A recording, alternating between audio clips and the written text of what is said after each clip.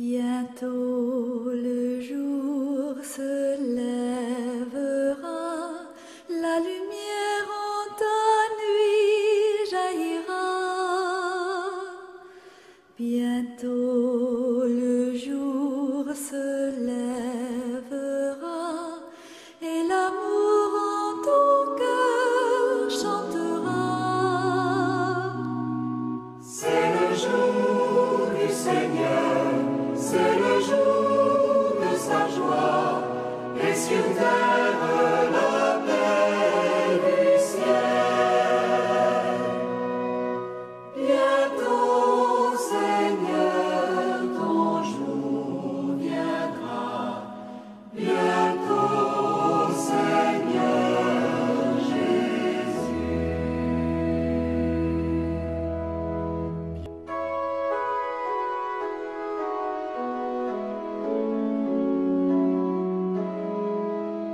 Chers fidèles téléspectateurs, chers frères et sœurs en Christ, nous sommes dans la grande neuvaine à l'Esprit Saint.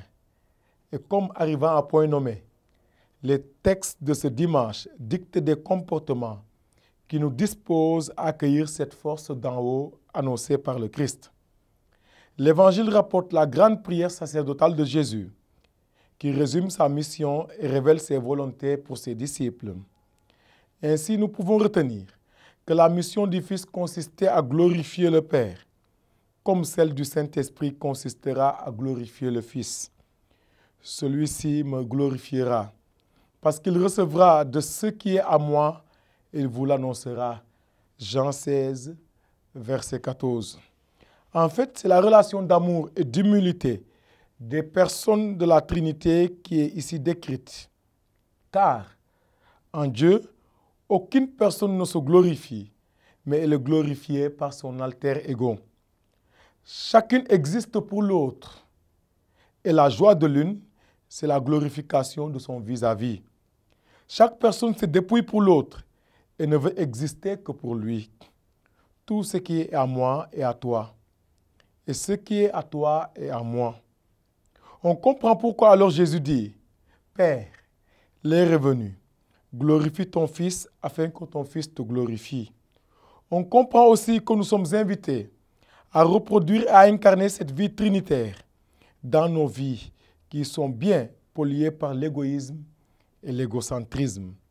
Si chacun essayait seulement de glorifier son frère ou sa sœur en l'aimant comme lui-même, en se prévenant d'honneur pour lui, en partageant ses fardeaux ou en le regardant en toute humilité, comme au-dessus de lui, on changerait la face de cette terre en petit paradis.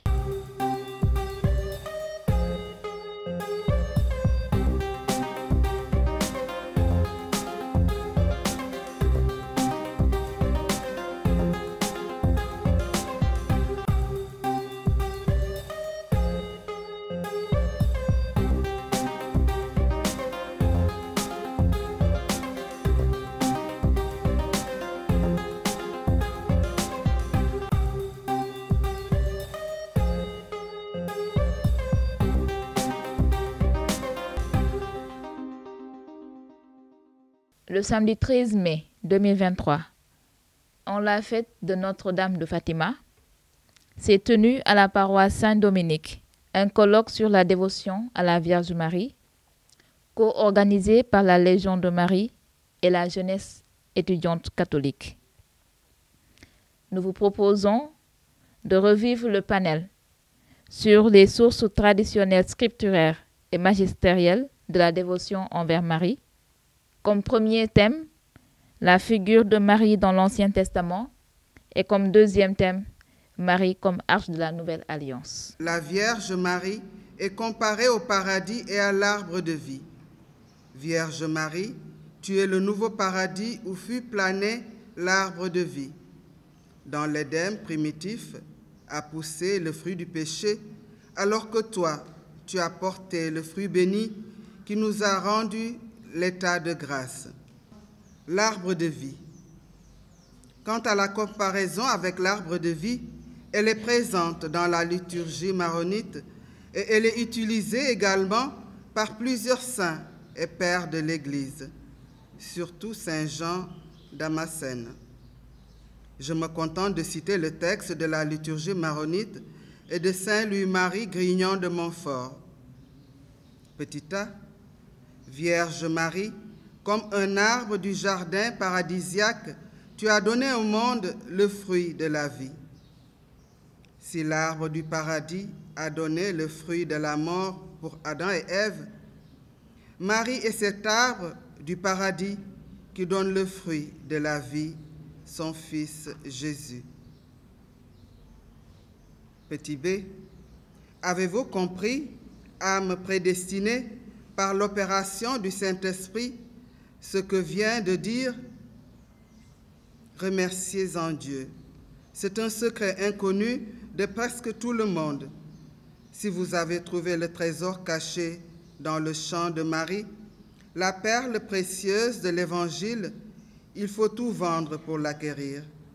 Il faut que vous fassiez un sacrifice de vous-même entre les mains de Marie et vous perdre heureusement en elle pour y trouver Dieu seul.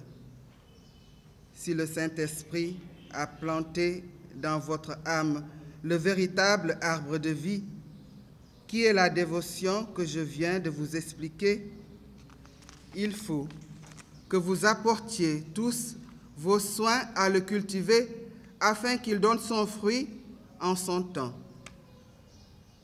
Dans ce paragraphe, Saint Louis-Marie compare la Vierge Marie à l'arbre de vie qui est planté dans nos cœurs par le Saint-Esprit et qui porte pour fruit Jésus, ce fruit qui nourrit les croyants. La figure d'Ève. L'analogie Ève-Marie fait partie de l'enseignement des pères sur le mystère de Marie et occupait une grande place dans leur théologie.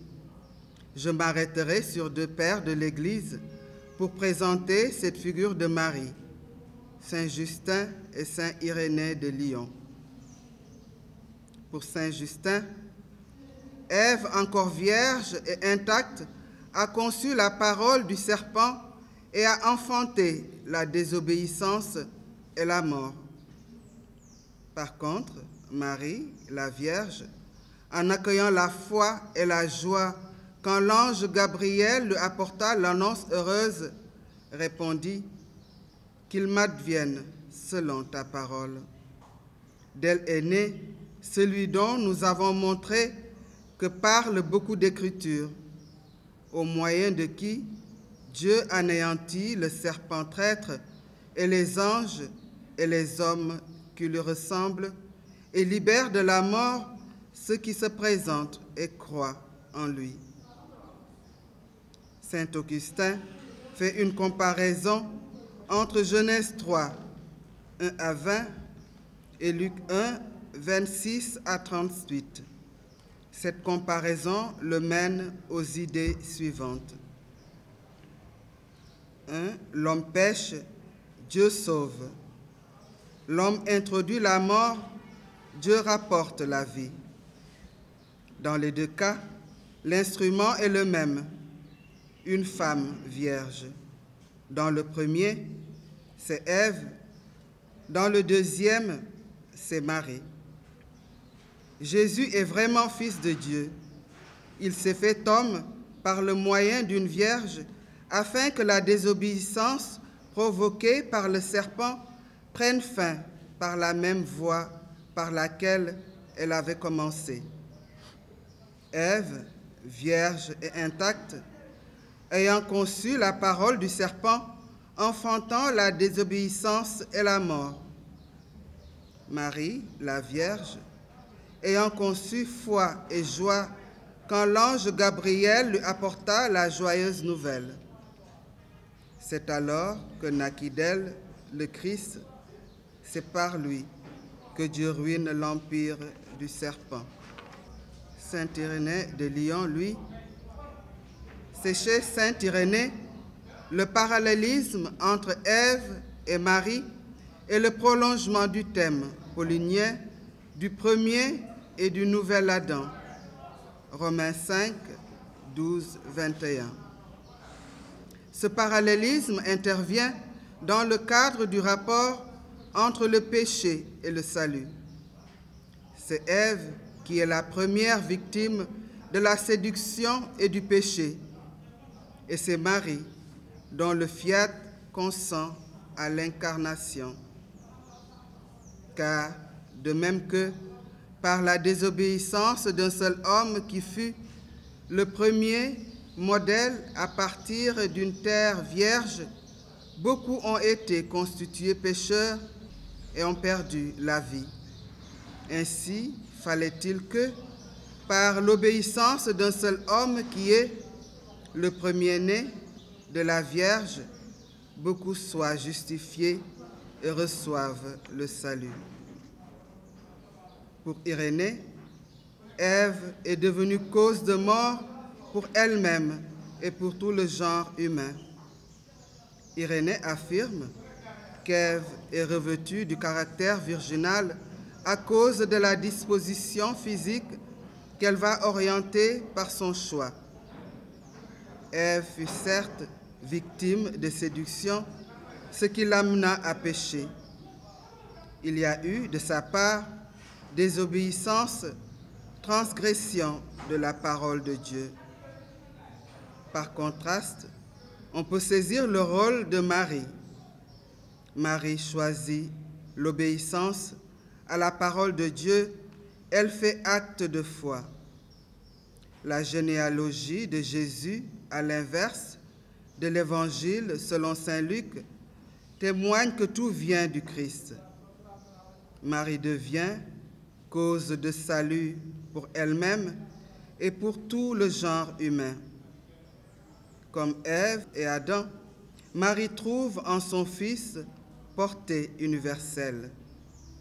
La foi de Marie suffit à faire disparaître les conséquences de la faute d'Ève. L'arc-en-ciel. Après le déluge, Dieu a conclu avec Noé une alliance dont « Je placerai mon arc-en-ciel dans le ciel et il sera un signe d'alliance entre moi et la terre.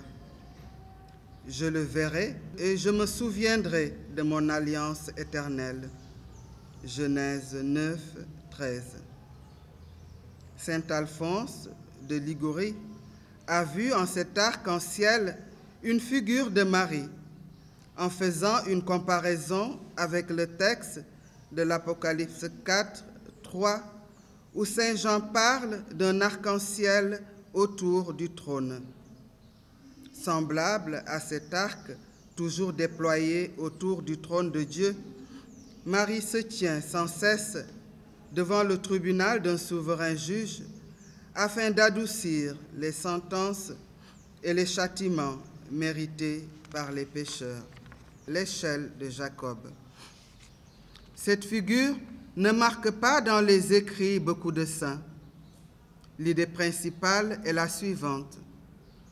L'échelle de Jacob est une échelle que le saint patriarche a vue en songe tandis qu'il fuyait son frère. Cette échelle est un véritable lien entre le ciel et la terre qui permet la communication de Dieu avec l'homme. Elle symbolise la médiation de Marie selon saint Bernard, saint Jean de Massène, saint Louis-Marie Grignon de Montfort et autres. Je cite à titre d'exemple saint Jean Manassène. Marie est devenue la médiatrice et l'échelle par laquelle Dieu est descendu vers nous et a pris sur lui la faiblesse de notre substance, l'embrassant et se l'unissant étroitement. On peut lire dans la prière de l'offertoire ce qui suit.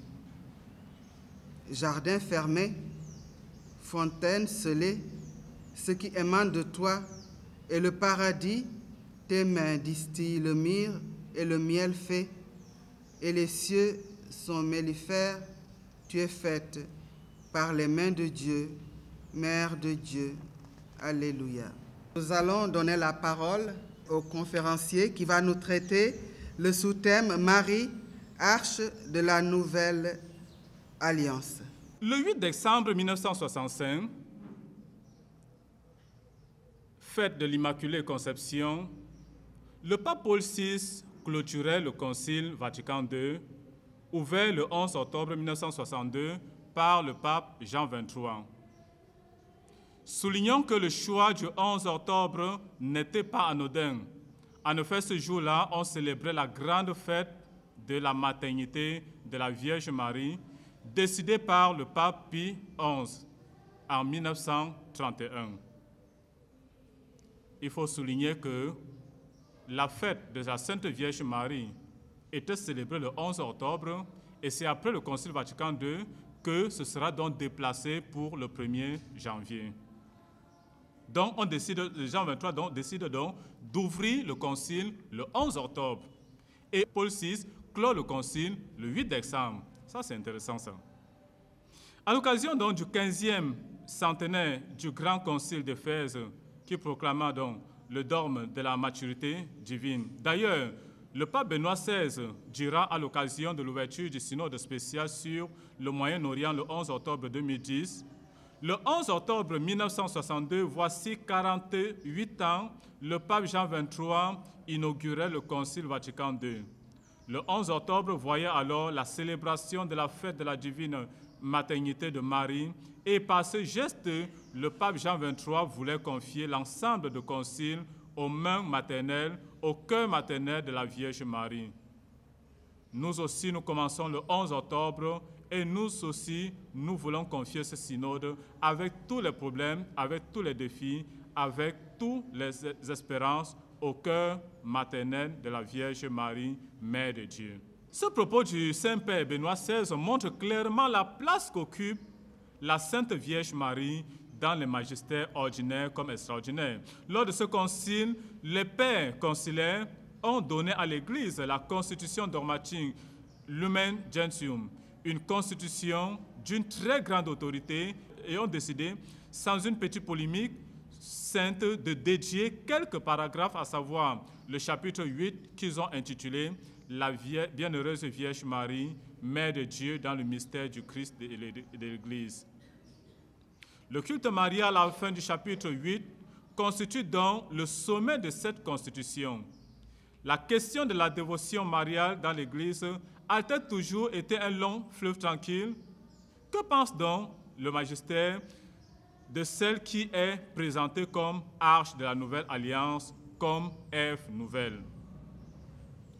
Le 22 octobre 1963, nous sommes en plein concile. Une question vraiment importante va être soulevée au sujet de la Vierge Marie. Faut-il rédiger un traité propre à la Vierge Marie ou alors intégrer le texte sur Marie dans celui sur l'Église qu'on appellera Lumen Gentium? Les pères conciliaires seront même divisés en deux groupes. Ceux qui voulaient un texte à part entière sur la Vierge Marie, parmi lesquels un certain jeune cardinal Karol Wojtyła, archevêque de Cracovie, et ceux qui étaient catégoriquement contre. À la grande déception des premiers, le concile donna donc raison au deuxième groupe. Le premier groupe n'obtint que 40 voix sur 2188 votants. Mais la déception ne sera pas d'une longue durée, car ils vont comprendre rapidement que l'Esprit Saint avait guidé la réflexion. En effet, en intégrant la mariologie dans la constitution dogmatique, l'Église ne rabaissait pas Marie, comme pouvaient penser certains mariologues à l'époque, mais au contraire, il confirmait la dévotion mariale et montrait que la dévotion mariale fait partie du mystère du Christ. On ne peut pas séparer Marie et le Christ. La dévotion mariale est intrinsèquement liée au Verbe incarné du corps mystique du Christ. Le rôle de la constitution dogmatique Lumen Gentium n'était pas de présenter une nouvelle doctrine sur Marie. Non, en effet, impossible de le faire sans entraver certaines réflexions théologiques postérieures. D'ailleurs, les pères conciliaires vont dire ceci. L'intention du concile, aussi présentant la doctrine de l'Église à laquelle le divin Rédempteur opère notre salut, le Saint Concile se propose de mettre avec soin en lumière, d'une part, le rôle de la bienheureuse Vierge Marie dans le mystère du Verbe incarné et du corps mystique, et d'autre part, les devoirs des hommes rachetés envers la Mère de Dieu, Mère du Christ, Mère des hommes, des croyants et en premier lieu.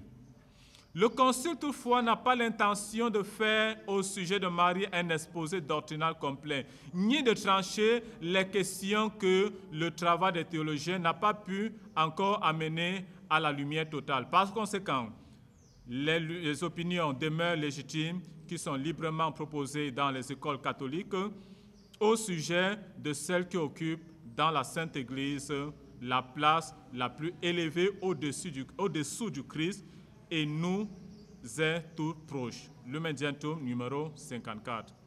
Les exercices de piété adressés à la Vierge Marie expriment clairement la note trinitaire et christologique qui leur est intrinsèque et essentielle, déclare le pape Paul VI dans son encyclique Marialis Cultus numéro 25. Toute expression de la dévotion à Marie doit être orientée à son Fils Jésus, afin que nous puissions parvenir à la connaissance du Fils de Dieu et à constituer cet homme parfait dans la force de l'âge qui réalise la plénitude du Christ. Éphésiens 4, verset 13. Le Saint-Père Paul VI ne s'arrête pas là. Il pousse la réflexion encore plus loin en s'intéressant au rôle de l'Esprit Saint dans l'histoire du salut et l'étude du rapport entre l'Esprit Saint et la bienheureuse Vierge Marie. Et le 16 octobre 1978, le jeune cardinal Caro Wojtyła est élu pape de l'Église catholique. Le jour de son élection, le 16 octobre, le nouveau pape Jean-Paul II a quelque chose d'inhabituel. Il est le premier pape slave de l'histoire de l'Église et le premier non-italien depuis 455. Mais ce n'est pas ça qui est tellement intéressant. Ce qui est intéressant, c'est qu'il aime la Vierge Marie. C'est un pape marial. Les mariologues ont dû chanter le Te Deum. Son élection et son pontificat va inaugurer un renouveau de la réflexion et de la dévotion mariale dans tous les domaines, en commençant d'abord par le grand M bleu dans ses armoiries. Il choisit pour devise « Totus Tuus », qui signifie en latin « Tout à toi, Marie ». On se sera attendu logiquement à ce que ses premiers écrits, encycliques, exhortations apostoliques portent sur Marie, mais hélas, il faudra attendre 10 ans. 10 ans pour le voir publier son encyclique Redemptoris Mater. Mais pourquoi donc attendre assez longtemps? D'abord parce que le Saint-Père Jean-Paul II ne voulait pas faire un encyclique juste pour faire. Juste parce que c'est à la mode. Juste parce qu'un pape doit écrire des encycliques.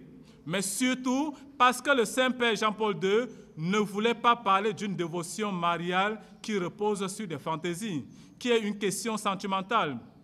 Il voulait une dévotion mariale, il voulait parler d'une dévotion mariale avec un regard de foi qui repose sur elle. Il a préféré avoir une profonde réflexion théologique pour arriver à produire ce document qui puisse transcender le temps. Redemptoris Mater va stimuler l'intérêt des théologiens.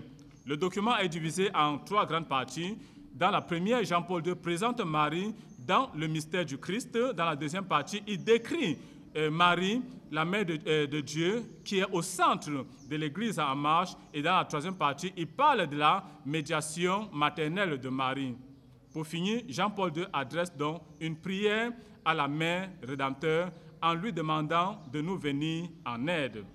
Alors, nous sommes invités à considérer Marie comme notre propre bien. Je vous remercie. La vie est belle, pour nos cœurs joyeux et fervents. Jésus c'est le Christ nous appelle. Jésus c'est le Christ nous appelle. Vers l'avenir en avant. Vers l'avenir en avant. Marie, Marie, Marie, Marie, et Pao. Marie, Marie, Marie, Marie, et Pao. Oh, Seigneur, mien, moyen.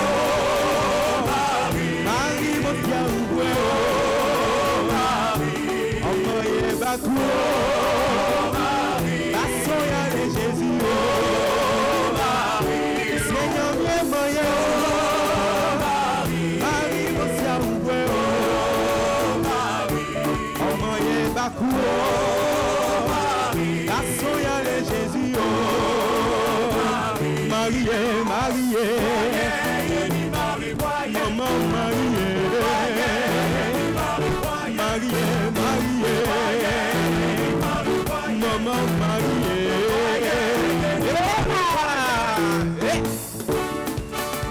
Marie, Marie, Marie, Marie, et Pao.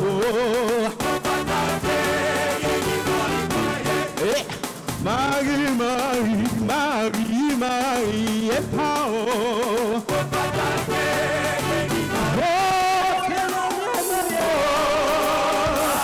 Marie, mon Dieu,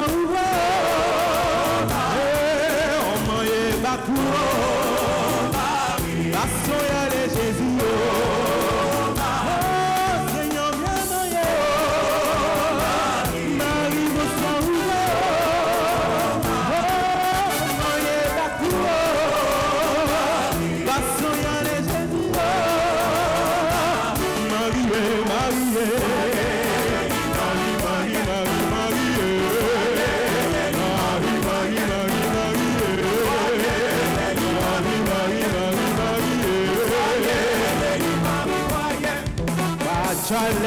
Bajale ole, bajale ole, salapinyo mieso, bajale ole, salapinyo mieso, bajale mole, bajale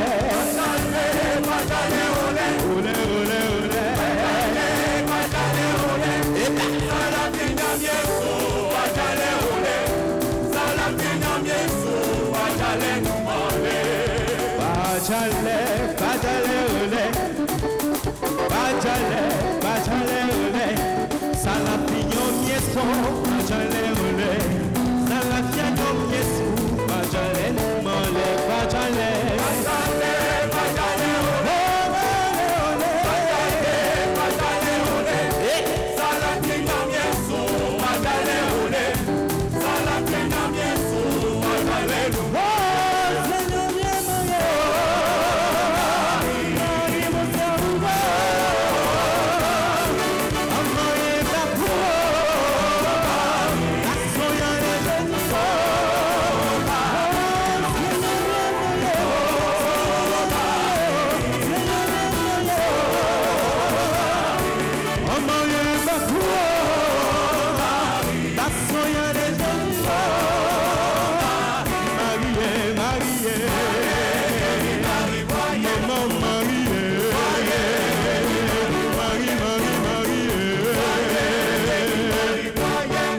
Fidèles téléspectateurs, bonjour. À l'approche du pèlerinage marial de Popenguine, nous avons l'honneur d'accueillir sur ce plateau le comité interdécanal de coordination de la marche pèlerinage, SICOMAP, avec Abbé Curé d'Ars Walissar, aumônier, et Madame Joséphine Catherine Diédhiou, membre du bureau. Bienvenue sur le plateau du Jour du Seigneur. Pouvez-vous vous présenter à nos téléspectateurs, s'il vous plaît? Oui, bonjour, moi c'est l'abbé Curé d'Ars Walissar. Je suis vicaire à la paroisse Sainte-Marie-Madeleine d'Ambao. Je suis l'aumônier et coordonnateur du SICOMAP. Bonjour à tous, je suis Joséphine Diédhiou de la paroisse Sacré-Cœur 6 à la rue Malenfort et coordinatrice du doyenné Plateau Médina, actuellement administratrice des finances au SICOMAP. Abbé, pour parler de la marche de cette année, pouvez-vous revenir sur le thème? Cette année, nous avons vraiment la joie de réfléchir autour du thème, de méditer, de réfléchir autour du thème. Comment m'est-il donné que vienne à moi la mère de mon Sauveur? Vous savez, pour sacrifier à la tradition, d'habitude c'est l'évêque qui préside la messe solennelle du lundi qui choisit le thème. Voilà, et cette année, c'est au tour de Monseigneur Paul Abel Mamba, avec le diocèse de Tambacounda. Et c'est lui qui a choisi le thème. Comment m'est-il donné que vienne à moi la mère de mon Sauveur? Voilà, et nous, dans l'archidiocèse de Dakar, c'est une heureuse coïncidence parce que voilà, notre père, Monseigneur Benjamin Ndiaye, avait déjà choisi ce thème. Et l'archidiocèse voilà, médite sur ce thème au cours de cette année. C'est un thème assez riche qui raconte un peu la visitation de Marie à sa cousine Élisabeth. Voilà, Marie qui reçoit l'annonce de l'ange Gabriel qui lui annonce qu'elle serait la mère du Sauveur. Voilà, après discussion avec l'ange, Marie découvre par l'entremise de l'ange que sa cousine Élisabeth aussi a conçu un enfant dans sa vieillesse.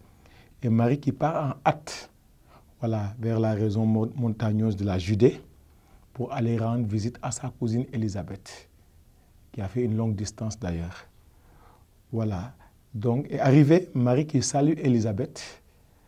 L'enfant qu'Élisabeth portait en son sein, c'est-à-dire Jean-Baptiste, le prophète Jean-Baptiste, qui tressaillit de joie dans son sein.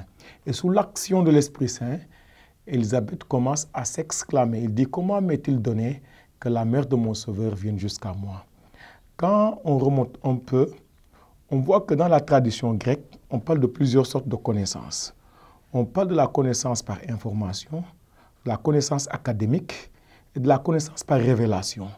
Mais dans ce registre où nous sommes, c'est la connaissance par révélation. Parce qu'Élisabeth, comme disait Jésus à Pierre, il dit, ce n'est pas la chair et le sang qui te l'ont révélé, mais c'est mon Père qui est dans les cieux. Mais Élisabeth, sous l'action de l'Esprit, il proclame, ne savait même pas encore que Marie avait reçu l'annonce de l'ange. Donc Élisabeth a parlé sous l'action de l'Esprit Saint. Mais ce qu'il faut retenir, c'est que Élisabeth a accueilli la Vierge Marie.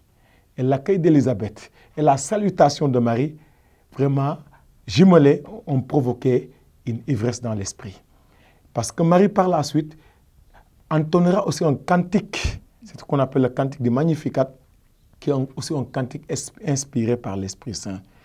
Donc, l'invitation de cette année, c'est surtout quoi? À l'image d'Élisabeth, pouvoir accueillir la mère du Sauveur chez soi. Voilà.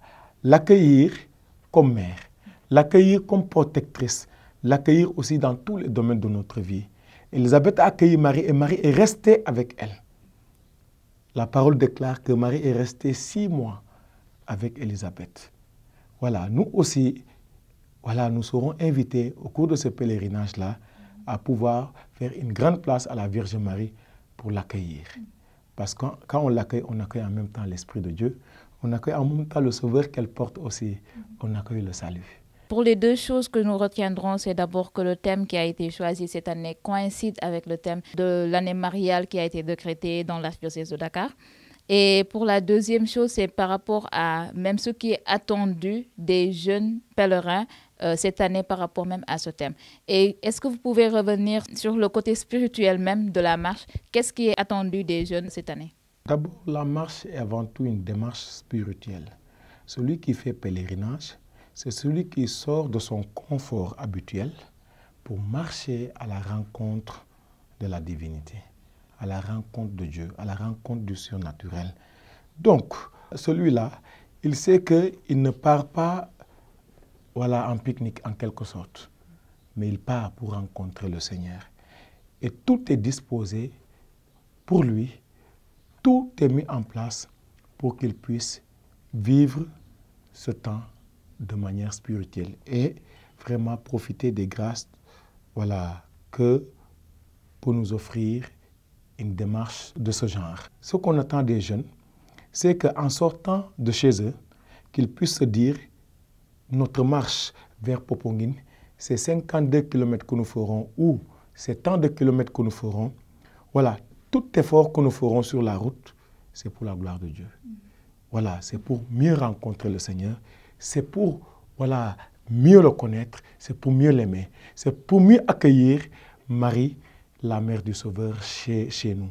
Voilà ce qu'on attend des jeunes, que la démarche soit toute spirituelle. Voilà, donc voilà ce qu'on attend plus des jeunes au cours de cette marche pèlerinage. Et voilà, il y a tout un chemin, un itinéraire qui est prévu pour faciliter cette rencontre et faire que cette démarche soit une démarche spirituelle et fructueuse pour notre salut. Toujours dans cette marche, Marie qui se lève, qui part voir sa cousine Élisabeth, qui traverse beaucoup de villes et de villages pour arriver chez sa cousine. Et cette même démarche de foi qui nous est demandée également pour aller à la rencontre, cette fois-ci de Marie, qui nous attend à Popenguine au pied de Notre-Dame de la Délivrance. Avant de venir sur le parcours du pèlerin, Catherine, pouvez-vous nous parler de l'organisation de la marche de cette année? Au niveau de l'organisation, actuellement, il y a beaucoup de volets déjà. Je vais peut-être me centrer sur les plus sensibles, disons. Peut-être l'aspect logistique, hébergement et finances peut-être? Par rapport à la logistique, les marcheurs sont habituellement logés au niveau du foyer de charité du Cap des Biches. Donc cette année également, le logement se fera à ce niveau. Et donc actuellement, des démarches sont en train d'être faites pour mettre en place en tout cas tout ce qu'il faut pour que les marcheurs puissent une fois sur place être, disons, se loger, passer la nuit en réalité. Donc il y a beaucoup de choses à faire en termes de travaux parce que comme vous le savez, le foyer du Cap des Biches ressemble un peu ou plutôt à une zone, disons, forestière. Donc cette année quand même, il a consenti à beaucoup d'efforts pour pouvoir dégager de nouvelles zones. Donc cette année en tout cas, il y aura beaucoup plus d'espace à occuper par les marcheurs.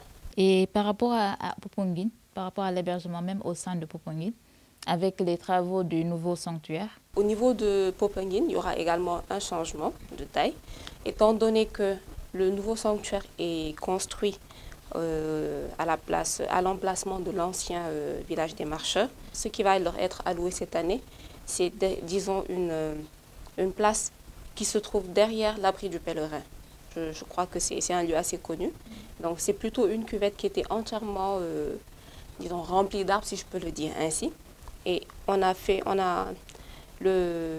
disons, la centrale des œuvres et toutes les autorités ont eu à raser donc ces arbres-là pour que les marcheurs puissent y être logés. Donc il ne faut pas non plus s'attendre à ce que ce soit le top parce que c'est une nouveauté. Ça va être encore une chose à expérimenter, mais nous osons espérer que les jeunes pourront comprendre, les marcheurs de façon générale, qu'ils comprendront que Popenguine aujourd'hui manque d'espace et l'essentiel vraiment reste l'aspect spirituel. Par rapport au nombre de pèlerins, environ combien de marcheurs attendons-nous pour cette année, pour le diocèse de Dakar? Pour nos prévisions actuellement, nous misons sur les 15 000, 16 000 environ, parce qu'à l'édition précédente, nous étions environ 13 000, 14 000 à peu près. Donc d'année en année, il y a un grand rush. Les plus jeunes sont très enthousiastes à l'idée de faire leur première marche, et c'est ce qui fait que d'année en année, il y a beaucoup plus de marcheurs. Vous l'avez dit, 15 à 16 000 marcheurs qui sont attendus cette année. Côté finances, c'est lourd comme budget, c'est lourd également comme charge. Que pouvez-vous nous dire par rapport à cela? Tout à fait, comme vous l'avez dit, c'est très très lourd. Et donc, ce que le SICOMA, disons, a fixé comme cotisation pour chaque marcheur, c'est 7 000 francs. Donc, nous savons réellement que 7 000, c'est beaucoup pour certains, mais pour d'autres quand même, on comprendra que ça reste dérisoire. Vu ce qu'il y a à prendre en charge en termes de logement, de nourriture, de prise en charge, disons, sanitaire, ça fait beaucoup. Et donc, nous attendons également beaucoup de nos autorités étatiques et des subventions de certains de nos partenaires. Donc, nous comptons réellement sur nos propres moyens, effectivement, mais quand nous avons une main derrière, à vrai dire, ça facilite beaucoup plus la chose. Avant de venir par rapport à la logistique même, Abbé, pour le parcours du pèlerin de cette année, que pouvez-vous nous dire? Le parcours du pèlerin ne change pas. C'est toujours un parcours à 5 étapes. Voilà. La première étape, c'est la confession. Voilà, le sacrement de la pénitence-réconciliation. Un sacrement qu'on reçoit même en paroisse avant d'arriver à Popenguine. Et sur place à Popenguine, la commission de liturgie fait tout aussi pour mettre les prêtres à la disposition aussi de ceux qui désirent se confesser. Mais comme à Popenguine, parfois, pour avoir accès aux prêtres qui sont peu nombreux par rapport au nombre de marcheurs, voilà, ces concessions, on peut les faire en paroisse avant de venir. Voilà, mais c'est d'abord, il y a la confession, se confesser. Après cela, autour du pèlerinage aussi, voilà, il y a plusieurs célébrations eucharistiques, une dizaine. Voilà, on demande aux fidèles aussi qui viendront au moins de participer à une Eucharistie, à un pèlerinage. Voilà. En plus de cela, après avoir effectué cette démarche vers Popenguine Notre-Dame de la Délivrance, au moins d'aller se recueillir auprès de cette dame, de Notre-Dame de la Délivrance, pour prier devant elle et avec elle le chapelet. Voilà, donc c'est la troisième étape, le chapelet. La quatrième étape, c'est qu'aussi, depuis quelques années, on a aménagé la tente de la rencontre. Voilà, tous les pèlerins sont appelés aussi à faire un passage à la tente de la rencontre pour adhérer au Seigneur et se décharger aussi sur lui. Comme dit l'apôtre Pierre, déchargez-vous sur lui, il prendra soin de vous. Voilà, et cinquièmement, c'est les rencontres fraternelles. Parce qu'on sait aussi que les gens quittent de partout. Voilà, Ziguinchor, Tamba, Kolda, Saint-Louis, Dakar, partout, Kaolack. Voilà, pour venir, aussi c'est une belle occasion de vivre la fraternité, de nous retrouver entre frères. Voilà, vraiment pour partager, discuter, rire ensemble. Voilà. Donc voilà les 5 étapes qui composent le parcours des pèlerins. Tout pèlerin maintenant est appelé pour vraiment vivre le pèlerinage de manière fructueuse à faire ces 5 étapes. Parce que n'oublions pas que Jésus garantit à son Église que tout ce qu'elle liera sur la terre sera lié dans le ciel. Et si l'Église, après discernement, a fixé ces 5 étapes du parcours du pèlerin, ça signifie que tout pèlerin qui vraiment sacrifiera à cette demande de l'Église bénéficiera des grâces inouïes, et de manière infaillible. Amen. Merci beaucoup. Je vais juste rebondir sur ce dernier point qui est la rencontre fraternelle. 15 000 marcheurs pour Dakar sans compter les autres diocèses. Est-ce qu'il y a une organisation qui est prévue? Et là, ça me permet d'aborder le côté logistique. Au sein des paroisses, au sein des CDJ, est-ce qu'il y a une organisation prévue par le SICOMAP pour permettre, après la messe de 21h des marcheurs, pour ceux qui voudraient rallier Dakar ou bien leur lieu d'origine, de pouvoir rentrer pour désengorger Popenguine? Parce que comme on le sait, ce n'est plus un pèlerinage national, c'est un pèlerinage international, parce que nous accueillons nos frères et sœurs de la sous-région. À cet effet, côté logistique, qu'est-ce qui a été prévu? Je crois surtout que c'est la question du transport, disons. Donc, après 52 km, c'est très difficile de demander à un marcheur de devoir rentrer, disons, automatiquement après la messe de 21h. Et d'ailleurs, pour des raisons sécuritaires, c'est déconseillé également. Donc, ce que le SICOMA prévoit à ce niveau, c'est de faire un retour à partir de 15h, vers 15-16h. Et donc, comme d'habitude, le parking se trouve au niveau d'un terrain qui se trouve à Ndayan. Donc, à partir de 15h, toutes les paroisses vraiment sont invitées à rallier Ndayan pour quitter au plus vite. Et le nombre aussi fait, je ne vais pas dire fait peur, mais il est conséquent. Donc, il faudrait que nous soyons de plus en plus compréhensifs les uns envers les autres. Déjà pour des raisons de ponctualité. Parce que très souvent, les jeunes sont convoqués à 1h, mais ne sont pas là-bas à l'heure dite. Alors que les transporteurs peuvent y être depuis, disons, 10-11 heures.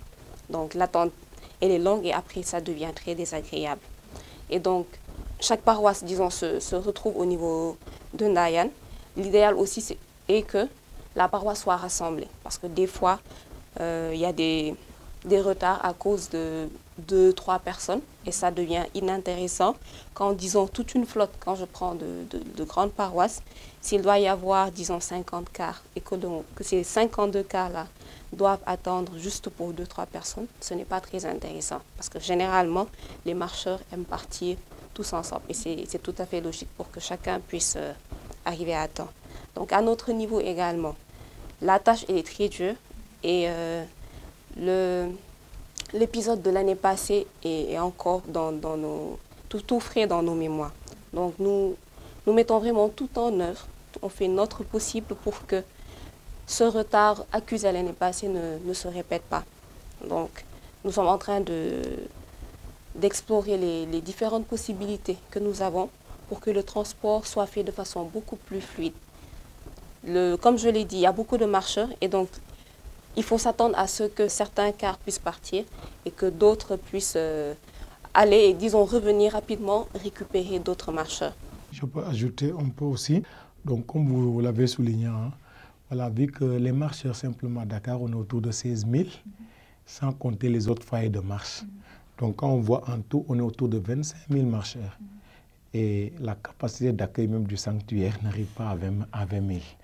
Voilà, donc c'est pourquoi nos pères évêques insistent que la messe des marcheurs, c'est la messe du dimanche soir. Donc, et tous les marcheurs qui viendront à cette messe ne sont pas tenus d'être là à la messe du lundi. Voilà, ce qui est conseillé même de ne pas venir à la messe du lundi pour permettre aux autres pèlerins aussi de pouvoir avoir la messe solennelle. Voilà, donc nous invitons aussi les marcheurs à beaucoup plus de compréhension. Si nous avons déjà la messe du dimanche soir, laissons la place aux autres. Voilà, c'est vrai que ce sera très difficile qu'on quitte le lundi matin pour rentrer, mais le lundi matin, allons tranquillement prendre notre petit déjeuner, fraterniser avec nos frères, voilà, en préparant toutefois le départ qui est fixé à 15 h. Voilà, mais n'allons pas encore au sanctuaire pour vraiment se tirailler de la place avec les autres pèlerins qui ont aussi besoin de vivre une Eucharistie. Et par rapport aux recommandations, quelles sont les recommandations pour cette année? Les recommandations, il y en a de plusieurs ordres. Déjà en termes de santé, on insiste énormément sur l'heure du couvre-feu. Donc, les marcheurs sont différents. Chacun a sa façon de récupérer. Et donc, quand pour certains, il faut 8 heures de sommeil, pour d'autres 4 heures, si on ne converge pas tous vers le même intérêt, c'est-à-dire le repos, ça va être très compliqué. Donc, on recommande vraiment à tout le monde de pouvoir se reposer pour pouvoir être frais et dispo le lendemain.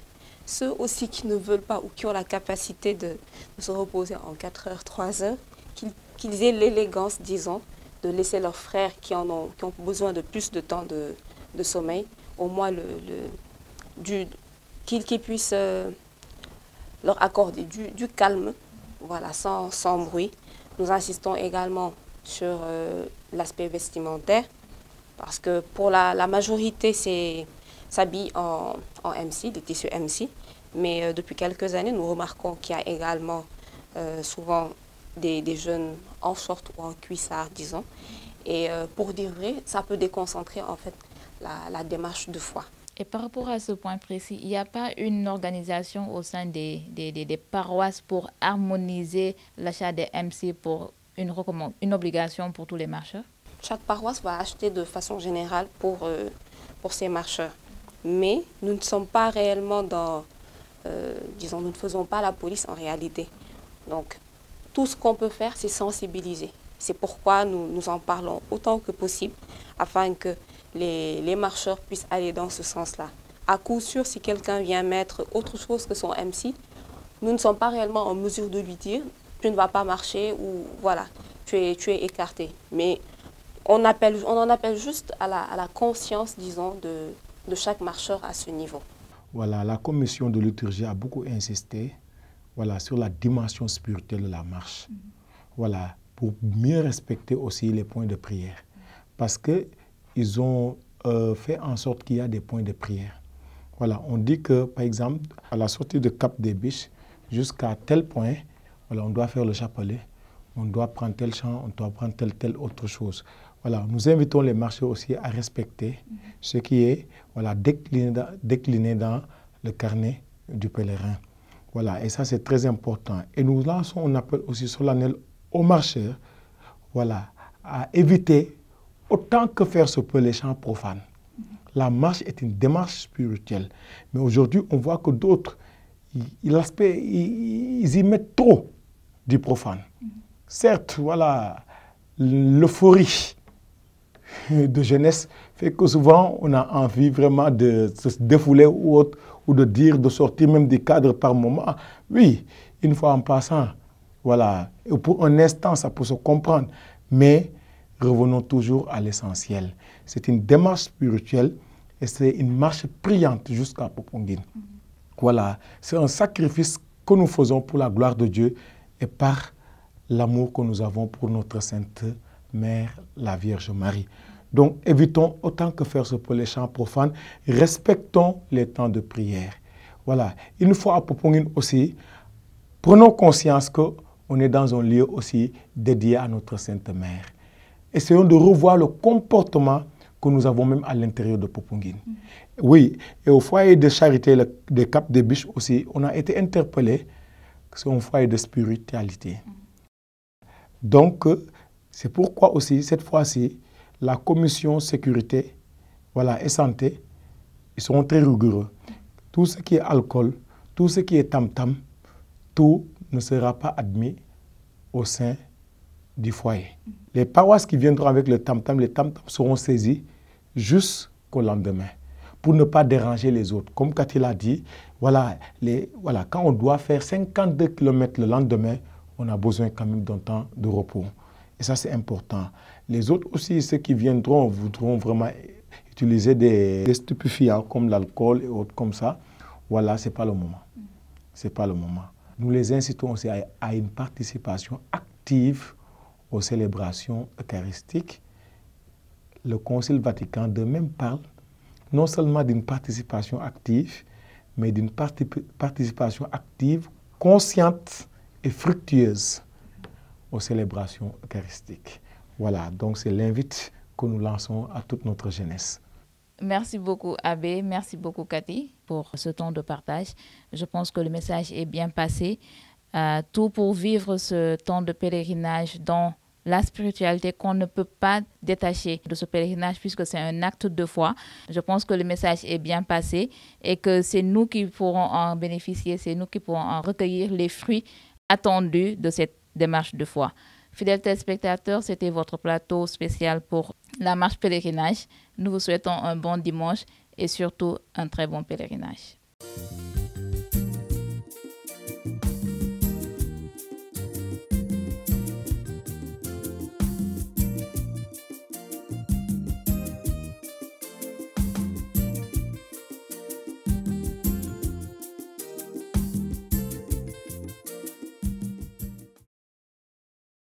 Dans l'évangile de ce jour, Jésus laisse entendre une phrase que l'on peut qualifier de condensé de notre foi.